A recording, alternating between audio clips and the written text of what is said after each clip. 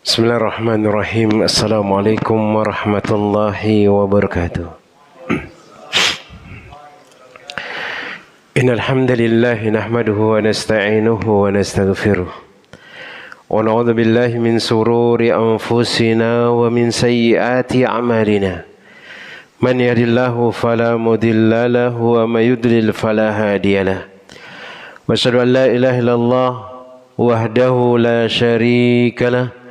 Lahul mulku wa lahul hamdu wa huwa ala kulli syai'in qadir. Wa asyhadu anna Muhammadan abduhu wa rasuluhu wa habibuhu wa khaliluhu. Salawatu rabbi wa salamuhu alaihi wa ala alihi wa ashabihi wa man ihtada bihudahu ila yaumiddin. Yauma la yanfa'u malun wala banun illa man atallaha biqalbin salim. Masyarul muslimin, jemaah yang semoga dirahmati oleh Allah tabaraka wa taala. Segala puji dan puji syukur senantiasa kita ucapkan kepada Allah Rabbul Alamin. Kita memuja dan memujinya. Bersyukur atas limpahan berkah yang diberikan oleh Allah tabaraka wa taala kepada kita jemaah. Kemudian salawat beriring salam kita ucapkan kepada Nabi kita Muhammad bin Abdullah sallallahu alaihi wasallam. Allahumma salli wa sallim wa zid wa barik wa anhum ala sayyidina wa maulana Muhammad bin Abdullah sallallahu alaihi wasallam. Ya Allah, semoga salawat beriring salammu, tambahan berkah dan nikmatmu senantiasa tercurahkan kepada hamba kekasihmu ya Allah, kekasih kami ya Allah, junjungan kami ya Allah, Muhammad bin Abdullah sallallahu alaihi wasallam. Jemaah yang semoga dirahmati oleh Allah tabaraka wa taala. Allah jalla jalaluhu mengatakan dalam firman-Nya, la tahzan innallaha ma'ana. Maka jangan kalian bersedih, sesungguhnya Allah itu bersama kita, kata Nabi sallallahu alaihi wasallam. Menceritakan Nabi sallallahu alaihi wasallam ketika beliau berhijrah bersama Abu Bakar, kemudian beliau bersembunyi di Gua Thawr dari kejaran orang-orang musyrik. Kemudian ketika pasukan orang-orang musyrik itu berada di depan gua tersebut, Abu Bakar merasa khawatir. Kemudian Nabi sallallahu alaihi wasallam mengatakan bahwasanya jangan engkau bersedih. Allahu Rabbul Alamin senantiasa ada untuk kita. Maka ini yang harus kita yakini jemaah. Ketika kita mengatakan diri kita Islam, diri kita beriman kepada Allah tabaraka wa taala, kemudian kita melakukan ibadah, maka yakinlah Allah tidak akan pernah meninggalkan kita. Kecuali kita meninggalkan Allah Rabbul Alamin. Tidak mengerjakan ketaatan, kemudian melakukan perbuatan maksiat, maka Allah Rabbul Alamin angkat tambah jauh dengan kita jemaah. Allah Rabbul Alamin mengatakan falamma zagu azagallahu qulubahum. Ketika dia melenceng, sudah dikasihkan hidayah oleh Allah, dia keluar dari hidayah tersebut, dia tinggalkan Allah, Allah akan lencengkan dia tambah jauh jemaah. Tapi kalau dia dekat dengan Allah Rabbul Alamin, maka Allah akan memberikan apa yang dia inginkan. Nabi sallallahu alaihi wasallam mengatakan ihfadillaha yahfadka wahfadillaha tajidu tujahaka. Engkau jaga Allah, Allah akan menjagamu. Engkau jaga syariat-syariat Allah, maka engkau akan mendapati Allah itu berada di depanmu. Maka yakinlah semua yang ditakdirkan oleh Allah itu adalah terbaik bagi kita dan Allah tidak akan pernah meninggalkan kita jemaah. Apapun masalah, apapun musibah yang menimpa kita jemaah, Allah tidak akan pernah jauh dari kita. Ketika kita terus mendekat kepada Allah, maka Allah akan senantiasa mendekat dan berada di sisi kita. Dan yang kita harus yakini jemaah, ketika Allah memberikan ujian kepada kita, kita tanamkan kepada diri kita, itu di antara tanda kecintaan Allah. Itu di antara tanda kecintaan Allah tabaraka wa taala kepada kita jemaah. Maka Nabi sallallahu alaihi wasallam mengatakan idza aradallahu bi 'abdihi khairan ajjala lahul uqubah. Allah kalau menginginkan kebaikan kepada sekelompok hamba, Allah akan percepat supaya dia kena hukuman jemaah, supaya dia diuji oleh Allah Tabaraka wa Ta'ala. Dan kita harus yakin ketika kita mengatakan beriman kepada Allah, jangan pernah kita menyangka Allah nggak akan pernah uji kita. Allah akan uji kita. Dan itu disebutkan oleh Allah Rabbul Alamin dalam surat Al-Ankabut ayat yang kedua. Allah Jalla Jalaluhu mengatakan, ahasiban nas ayyutraku ayyakulu amanna wa hum la yuftanun. Apakah manusia itu menyangka ketika dia mengatakan, oh saya beriman, saya sudah mengerjakan sholat, saya sudah menjadi orang tua yang terbaik, saya sudah menjadi anak yang terbaik kepada orang tua, saya sudah menjadi suami yang soleh, saya sudah menjadi istri yang soleha. Kemudian Allah Tabaraka wa Ta'ala tidak menguji kita, pasti akan diuji kita oleh Allah Tabaraka wa Ta'ala. Tapi yakinlah bahwasanya Allah akan tetap bersama kita. Nah, jemaah yang semoga dirahmati oleh Allah Tabaraka wa Ta'ala, kita lanjutkan pelajaran dan kajian kita. Masih membahas kitab yang dituliskan oleh Al-Imam An-Nawawi Asy-Syafi'i rahimahullahu ta'ala, yaitu kitab Riyadhus Shalihin atau Taman Orang-Orang Soleh. Dan kita sudah sampai di bab tahrimuz zulmi wal amru bi raddil al-madzalim. Larangan, haram hukumnya berbuat zalim kepada seorang, dan wajib baginya ketika dia mengambil hak saudaranya untuk dikembalikan hak tersebut. Maka di sini beliau menyebutkan hadis yang ke-208, an Mu'ad radhiyallahu taala anhu qala, dari Mu'ad semoga Allah meridainya, dia mengatakan, ba'asani Rasulullah sallallahu alaihi wasallam faqala, Nabi sallallahu alaihi wasallam pernah mengutus aku, kemudian dia mengatakan, innaka ta'ti qauman min ahlil kitab, nanti engkau akan datang dan menemui orang-orang ahli kitab. Orang-orang ahli kitab ya disebutkan adalah orang-orang yang pintar, yang tahu dalil dan seterusnya. Fad'uhum ila syahadati an la ilaha illallah, maka hendaknya engkau menyeru bahwa bersahadat kepada Allah Tabaraka wa Ta'ala untuk masuk Islam.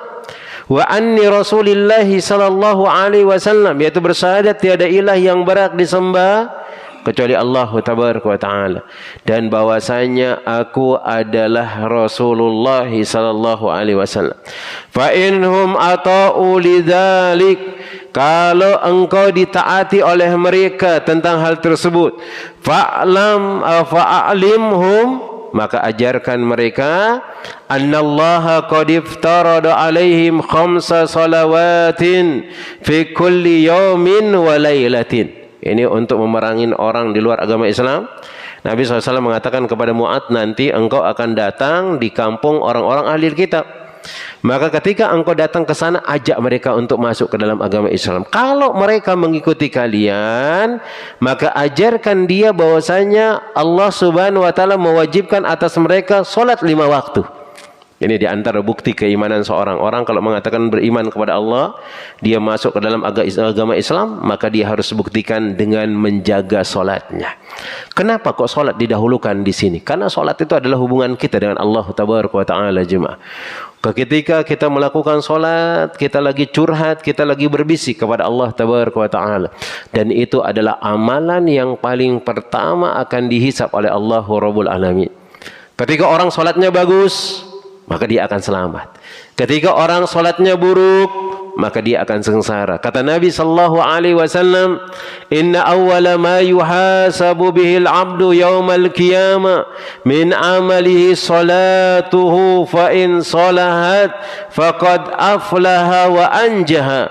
Maka sesungguhnya amalan yang paling pertama akan dihisab oleh Allah adalah solat.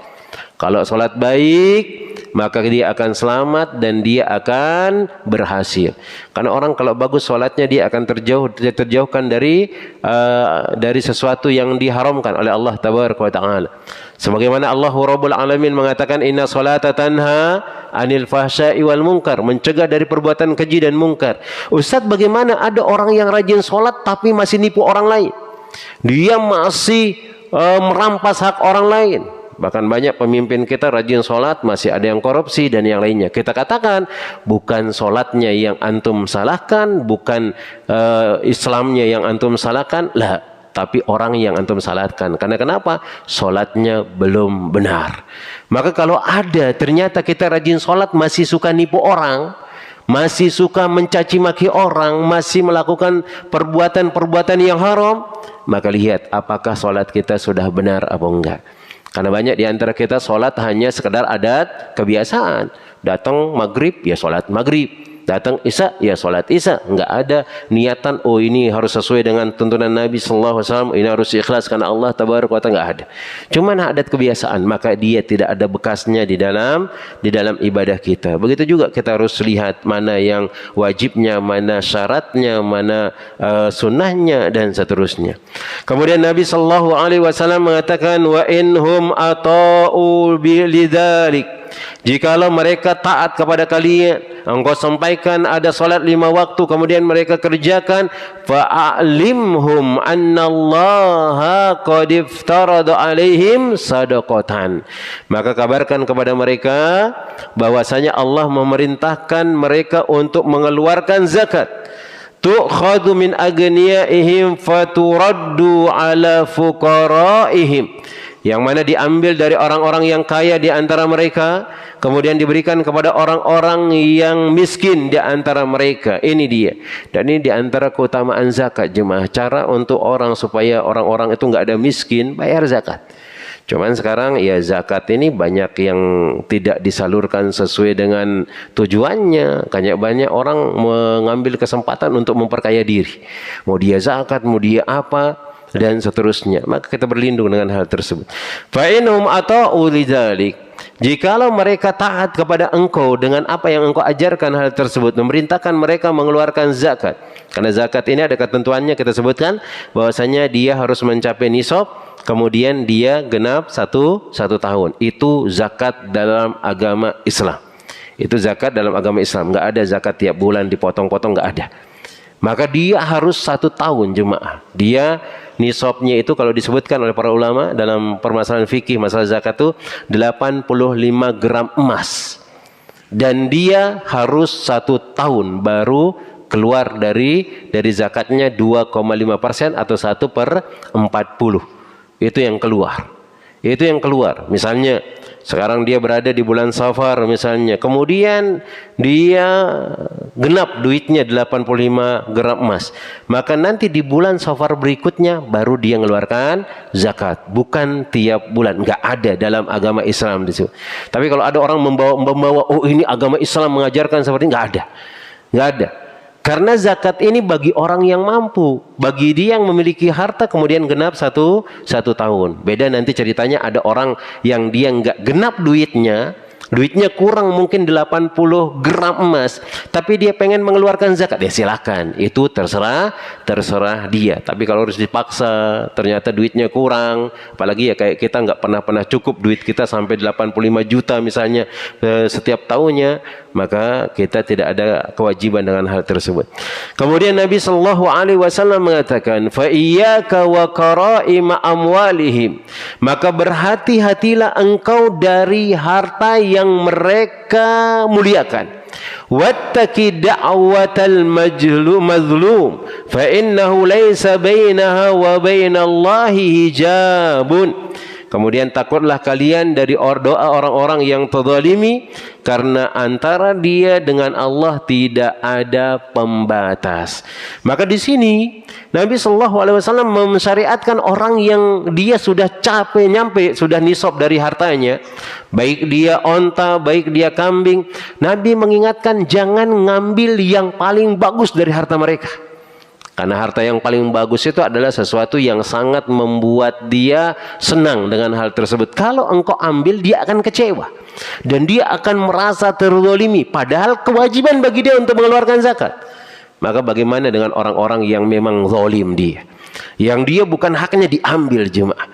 Maka Nabi sallallahu alaihi wasallam mengatakan, berhati-hatilah kalian dengan orang yang terzalimi.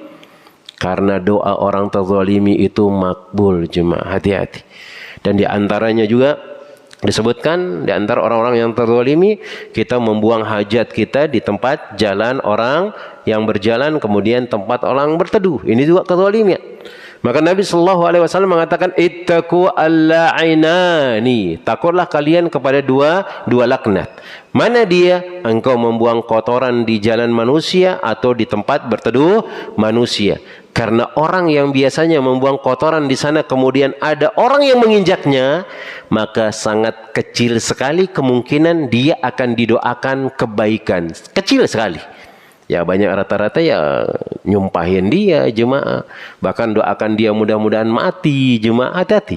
Ini doa orang terzalimi ini makbul. Dan Nabi SAW mengingatkan hal tersebut. Semua kezaliman itu hati-hati dengan hal tersebut. Karena akan merugikan kita. Akan membuat kita menjadi orang-orang yang bangkrut. Kata Nabi SAW.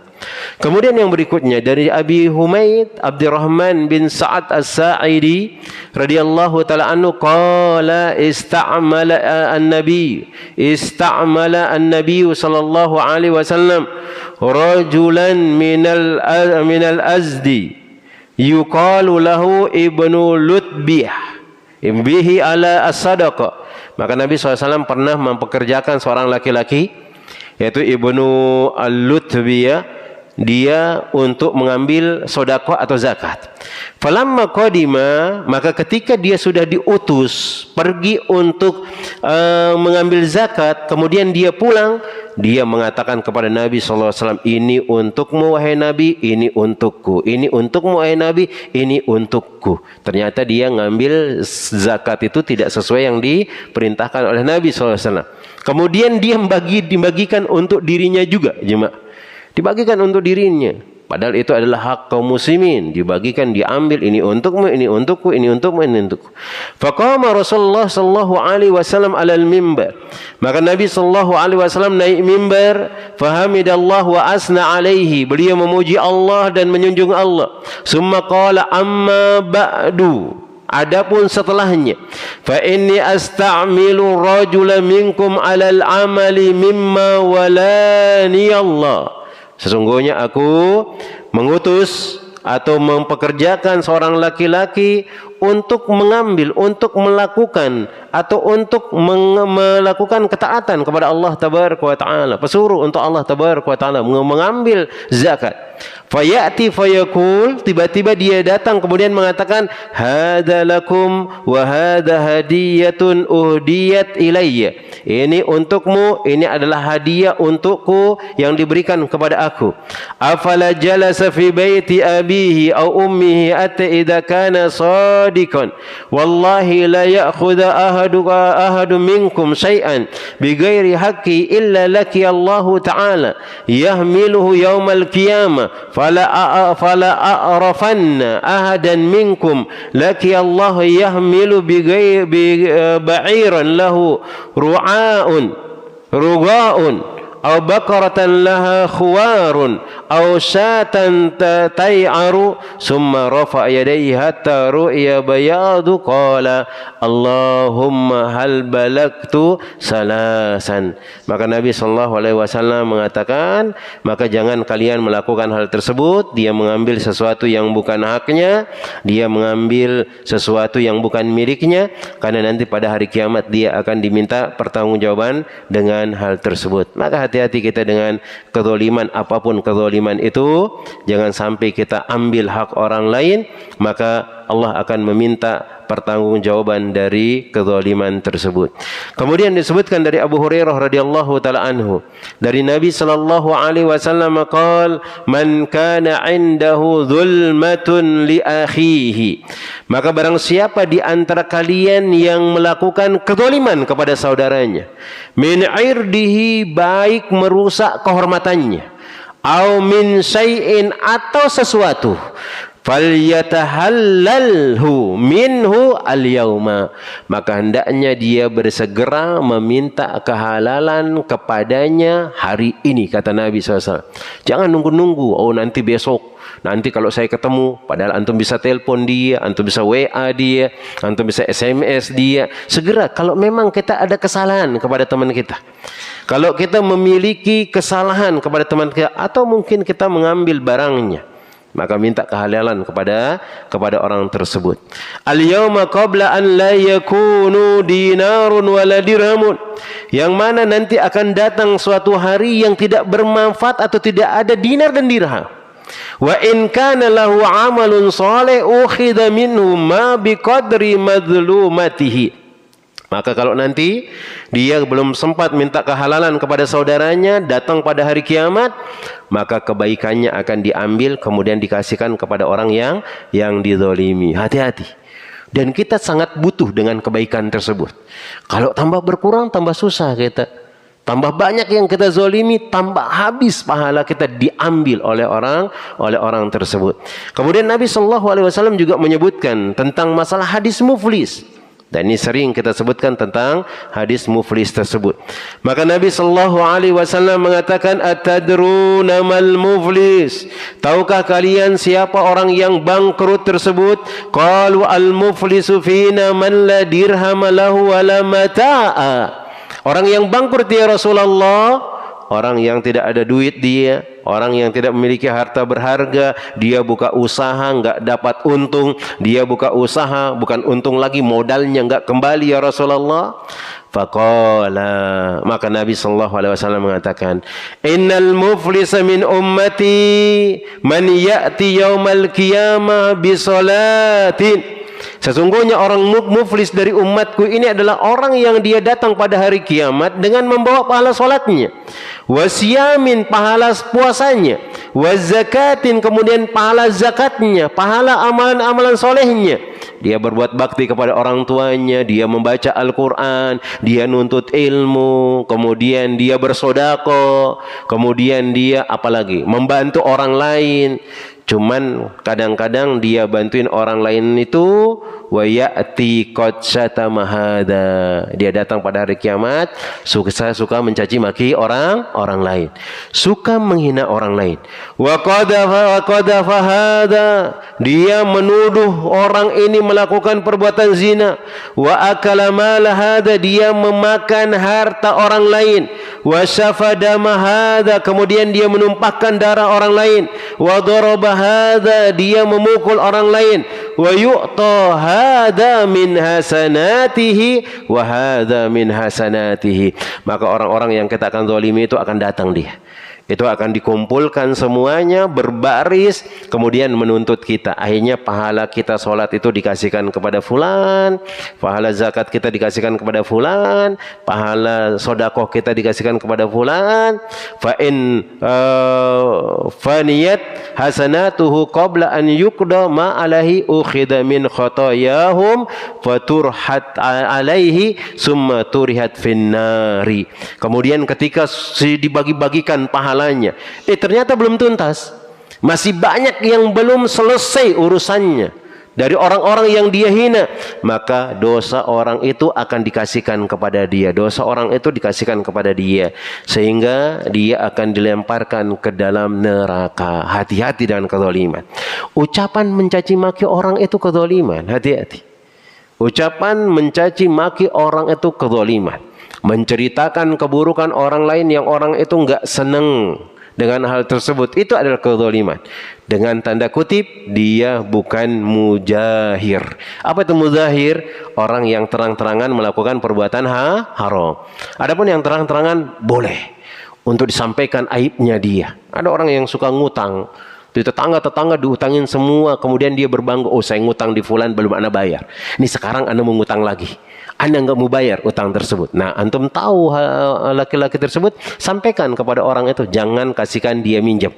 Dia sudah minjam ke berpuluh-puluh orang, belum dibayar utangnya. Boleh. Boleh. Atau mungkin dia suka mencuri barang orang lain, sampaikan dia suka mencuri barang orang lain. Hati-hati supaya dia kapok dan dia jera dari hal tersebut.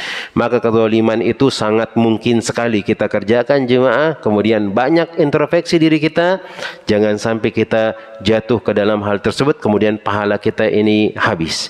Kemudian yang berikutnya jemaah yang semoga dirahmati oleh Allah tabaraka wa taala. Wa an Abdullah bin Amr bin al-As radhiyallahu taala anhu Ani Nabi sallallahu alaihi wasallam qala al-muslimu man salima al-muslimuna min lisanihi wa yadihi. Seorang mukmin yang sejati, kata Nabi SAW, orang mukmin yang selamat darinya dari lisan dan tangannya, itu baru dikatakan muslim yang sejati.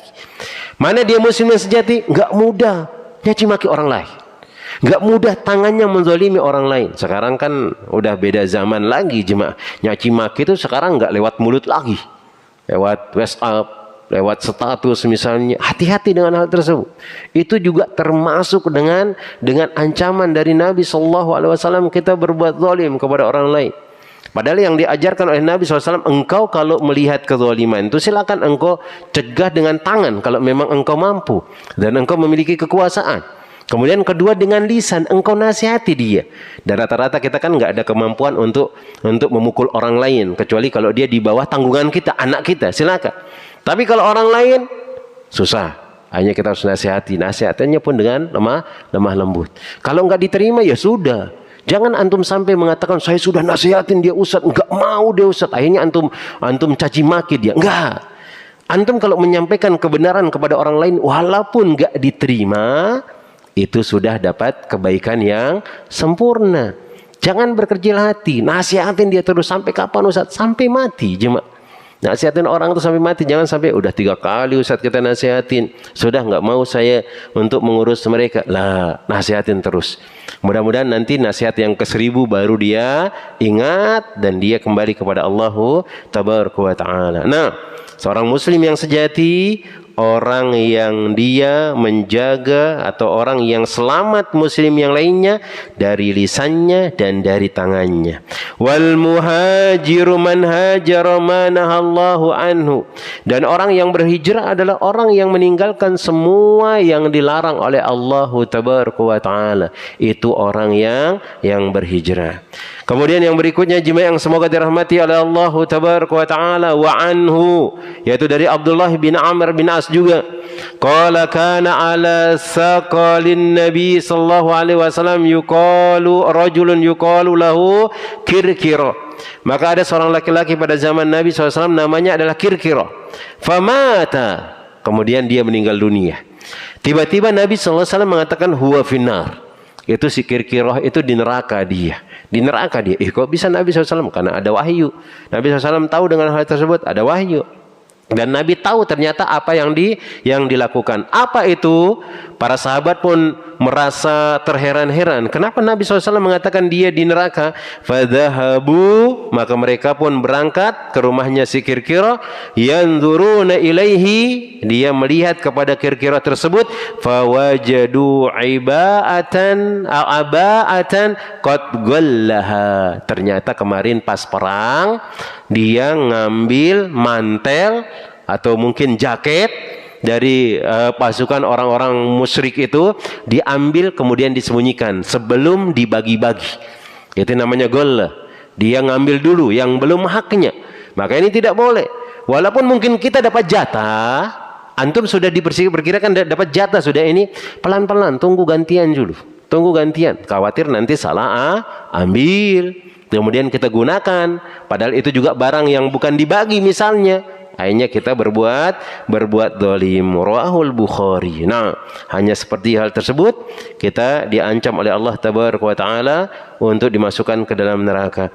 Kemudian disebutkan dari Abi Bakrah Nufai bin al-Haris radhiyallahu taala anhu anin Nabi sallallahu alaihi wasallam, dari Nabi sallallahu alaihi wasallam beliau mengatakan, inna zamana qad istadara, sesungguhnya zaman ini sudah berputar, kahayatihi yauma khalaqallahu samawati wal ard was sunnatu isna asyara sahran minha arba'atu hurum salasun mutawaliyatun Zulqa'dah wa Zulhijjah wal Muharram wal Rajabu Mudhar alladhi baina al-Jumadi wa Sya'ban ay syahril hada. Beliau menyebutkan bahwasanya zaman ini terus berputar sebagaimana penciptaan langit dan bumi. Kemudian dalam tahun as-sanatu, tahun isna asara syahran, tahun itu ada 12 bulan. Di antaranya ada 4 yang diharamkan, yang mana ketika orang melakukan perbuatan maksiat di sana tambah lebih lagi dosanya. Ketika dia melakukan perbuatan amal soleh, maka tambah banyak lagi pahalanya.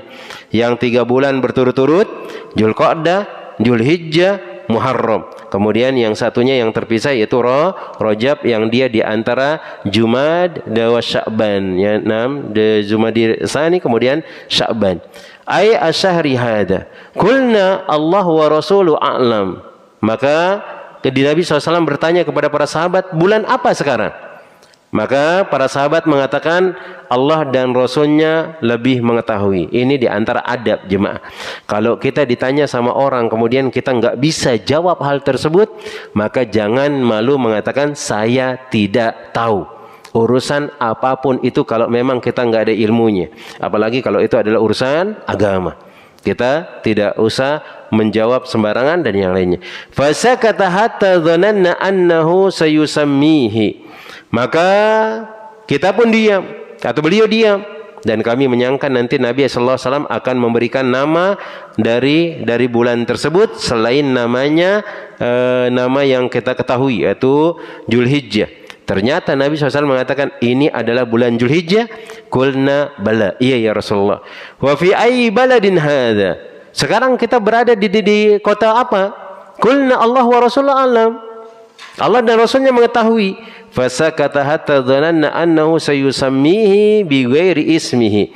Dan kami menyangka Nabi akan merubah namanya, yaitu nama dari kota haram yaitu Mekah dirubah dengan nama yang lain.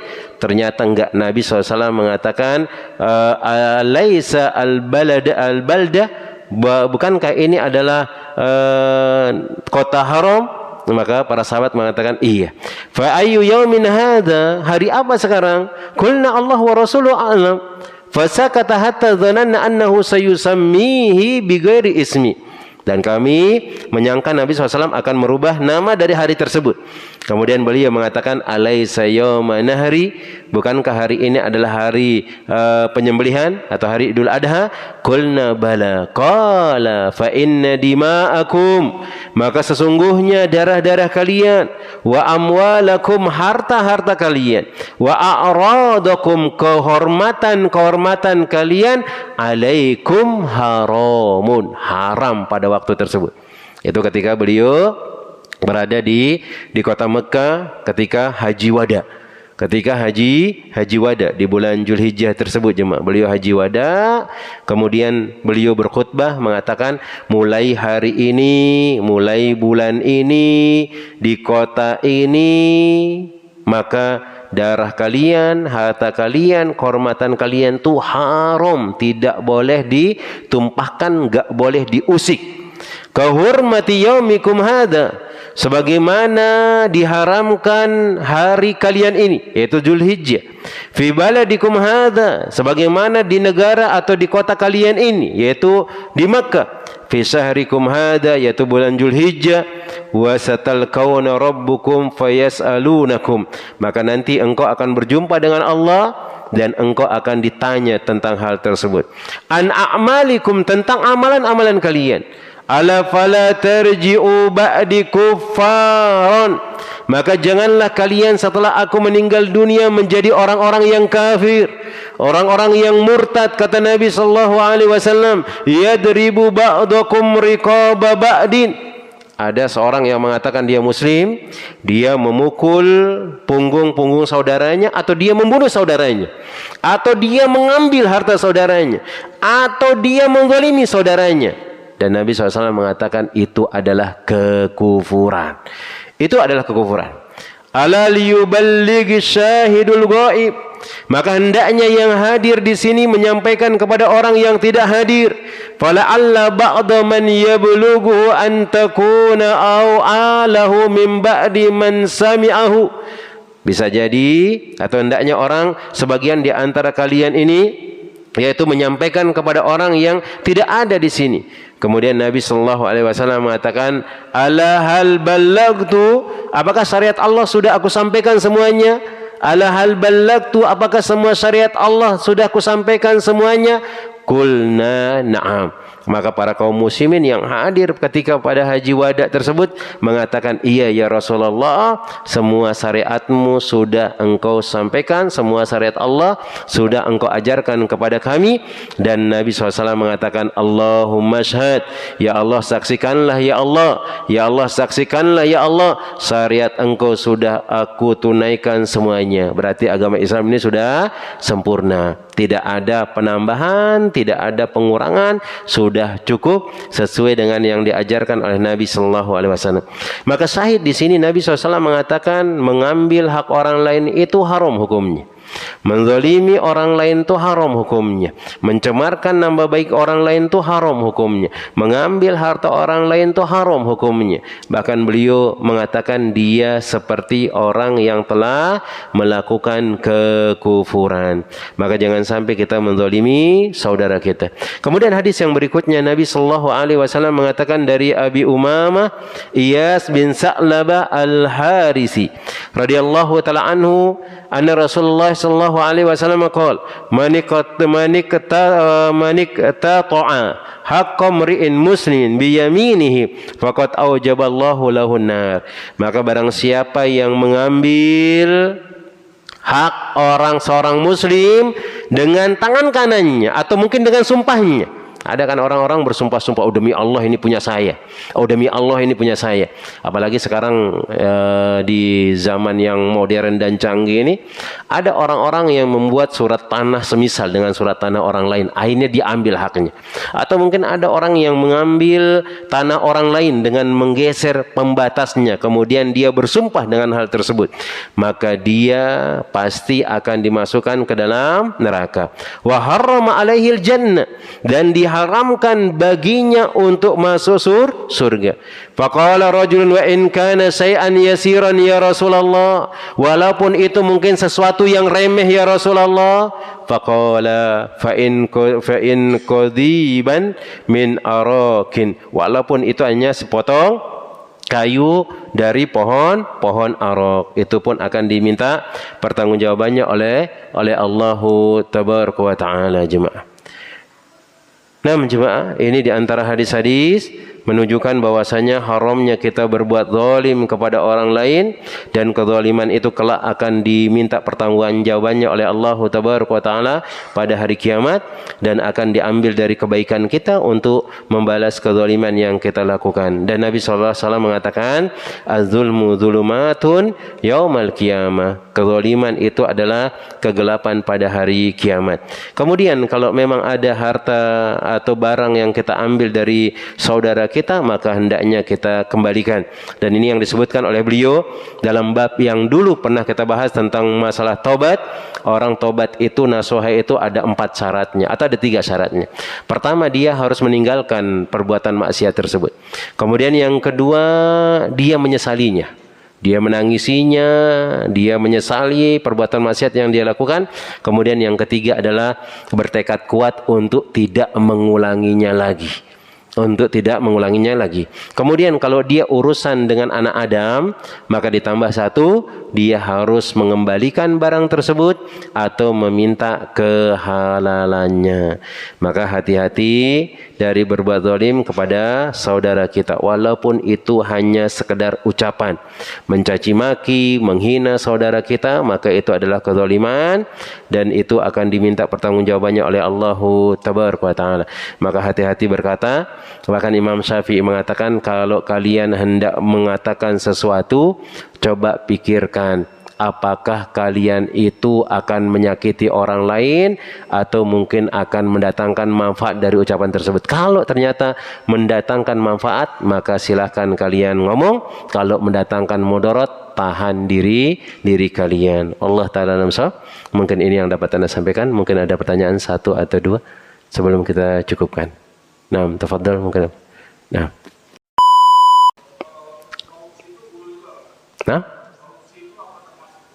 Korupsi itu apakah termasuk gulul? Enggak.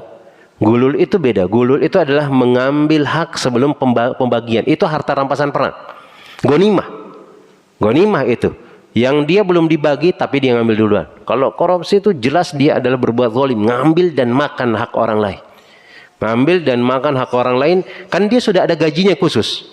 Tapi dia ngambil yang lainnya, maka ini nggak boleh. Itu hukumnya anjada haram.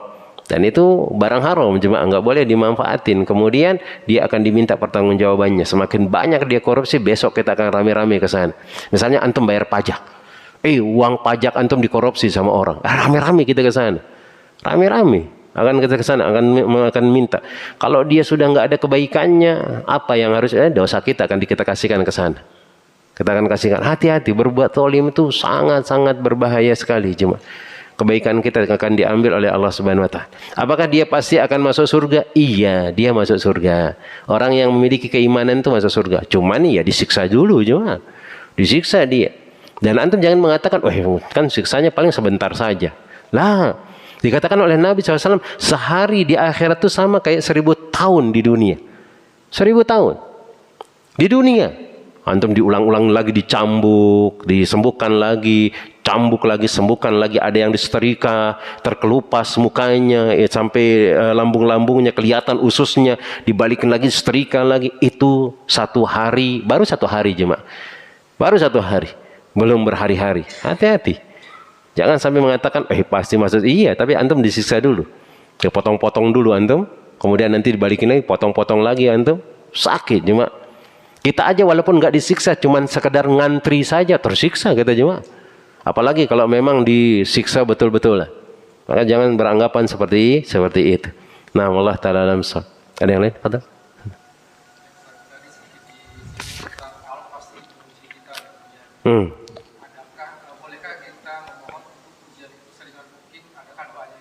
Nah, jemaah, Allah pasti akan menguji kita di dunia. Apakah boleh kita berdoa supaya kita sering-sering diuji? Lah jemaah, jangan minta seperti itu jemaah. Karena kadang kita nggak akan mampu dengan hal tersebut.